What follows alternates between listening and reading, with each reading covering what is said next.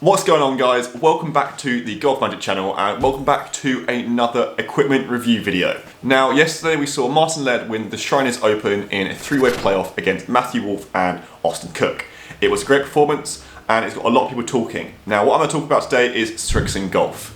Martin Laird is sponsored by Srixon Golf, a brand that is known to many, but in terms of equipment, not a lot of people actually use their stuff. Until now. Srixon has released their new ZX range. This goes from driver to irons. There's the ZX5, ZX7 and just the ZX range to begin with. Now what I'm going to look at today is the Srixon ZX7 Driver. I took the Srixon Driver to Knoll Park Golf Club to put it through a range of testing and just see how it compared to the other drivers I've hit in 2020. Let's get right into the video.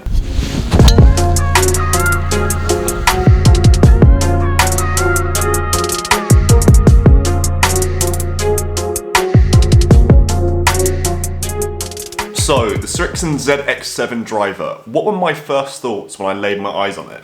I didn't really know what to expect when going into this range, and I was definitely a little bit surprised. To begin with, the colour scheme for not just the ZX7 Driver, but for the whole ZX range, is this kind of red, black and grey scheme. Now, that's quite a classical feel for 2020 in comparison to other drivers, which I personally quite like. I like the colour red. So this is right up my street, and the classical feel is quite refreshing for 2020. I did note that the driver didn't look that customizable comparing to the TaylorMade Sim or the Callaway Maverick, but there was obviously the ability to change the loft on the hosel, and you could see there were some weights in the head as well, so it's definitely a start. Looking down the club, it again had quite a classical feel to it. It looked quite small with almost that kind of pear drop feature. So that's not a negative, but for the target market of this club, I'm thinking it may be more suited to the lower handicap player.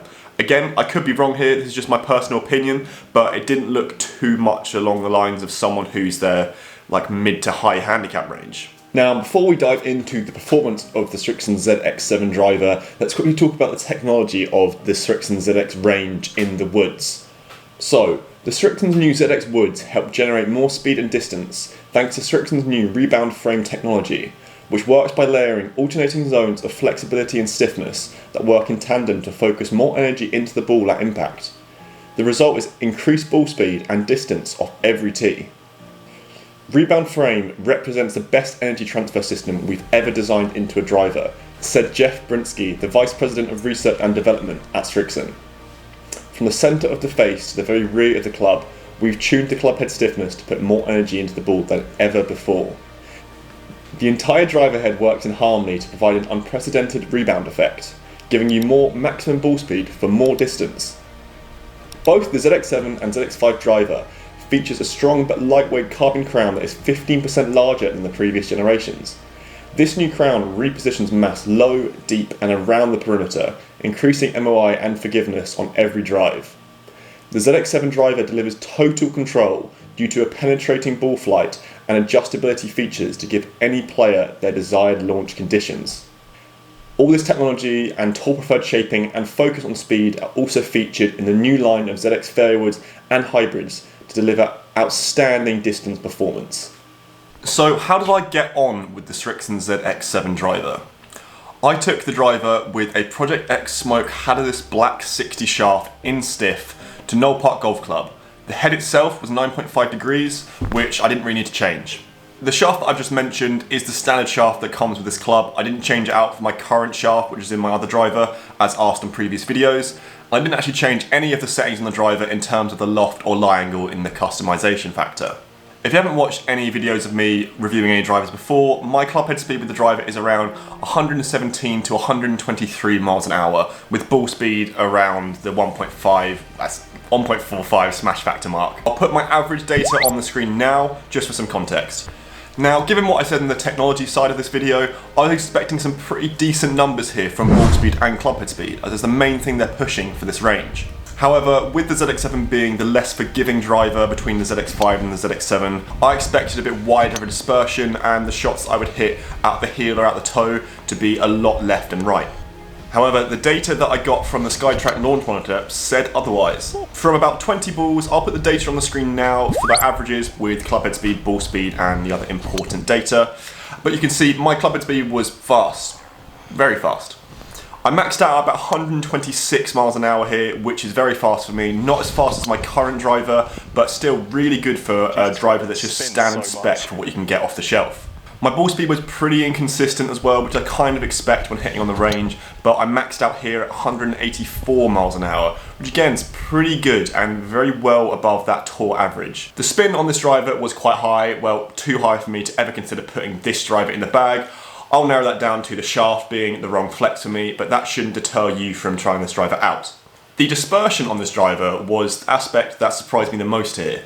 Now, as I said before, the ZX7 is the least forgiving in this range, so I was expecting it to be quite a wide margin. However, I got about 30 to 40 yards with the dispersion with my driver, and I wasn't hitting it great that day. I mean, the day before I had a short game challenge, and I hit this shot in the bunker, so my confidence wasn't exactly sky high. Not saying I hit it badly, but for someone who hits it all over the place on every single drive, to get a 40-yard dispersion with about 20 balls, if you ask anyone who knows my driving statistics, that's unbelievable. Now, my only actual qualm with this driver is that the adjustability aspect of it seems a little bit outdated in comparison to the other 2020 releases. This wasn't too important for me, but if I'm doing a completely unbiased neutral review, there'll be a lot of people who will be interested in adjusting the loft and lie angle and the weight of this driver. I found this to be a little bit too complicated and just wasn't really worth it. I struggled and it seemed like a little bit too much work to adjust something that may not actually improve my game. Now, for something that's at a pretty similar price point to the other frontrunners of the drivers in 2020, I'd expect this to be a little bit better going into the future. Now, the price of the Srixon ZX7 Driver comes in at £449 in RRP. Now, for someone like myself, who's a recent university graduate with about a ton of student loan debt, that seems like somewhat of an eye-watering figure. But for today's current golf industry market, that is pretty normal. But in comparison to the other drivers of 2020, do I think it's worth it? Absolutely. Now, this driver does have a few flaws. There's not really any golf club that doesn't. But it feels superb off the face. I think it could suit a lot of amateur golfers out there.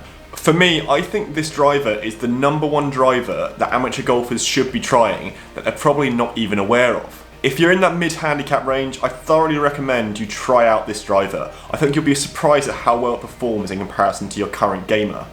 If you're at that kind of higher handicap range, you can still try it, but I'd also recommend trying the ZX5 driver, as it'll probably be a little bit more suited to your game. This driver came out a few weeks ago, so it will be available at your local pro shop or store. I hope you guys enjoyed this video today. We've got a ton of really exciting content coming this week. In terms of Srixon and the ZX range, we've also got the ZX fairway wood and hybrid, and also the irons as well. And that'll be coming very, very soon. If you want to see me put the Srixon ZX7 Driver up against the TaylorMade Sim and the Callaway Maverick, let's get 100 likes in this video, and I'll release that very soon. If you've already tried the Srixon ZX7 or ZX5 Driver, let me know down in the comments how you found it, and if it's now in your bag. If you haven't subscribed yet, make sure you hit that button down below and turn notifications on to keep up to date with all our equipment reviews and challenges. I'll see you guys at the next video.